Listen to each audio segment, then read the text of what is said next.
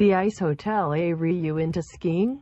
Is winter your favorite time of year? If you like snow and ice, maybe you should stay at the Ice Hotel in Quebec, Canada. But you can only check into this hotel during the winter.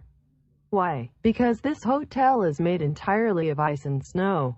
This amazing can stay there each night. The hotel has a movie theater, an art gallery, and a church. Hotel is built every December.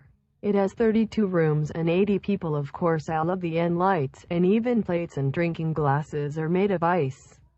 Because this hotel is so unusual, it has become very popular. People from all parts of the hotel are made of ice. In fact, all the furniture, art, over the world come to the Ice Hotel to look at the fantastic ice art, drink and eat from designer ice dishes, and experience the unique atmosphere. Some couples have even gotten married in the hotel's ice church. However, all the guests keep their winter coats on. Because of all the ice, the temperature inside the 15 hotel is always between -2 and -5 C. Surprisingly, sleeping is not a problem in the freezing cold hotel rooms. Every guest gets a special cold weather sleeping bag and some 20 fur blankets.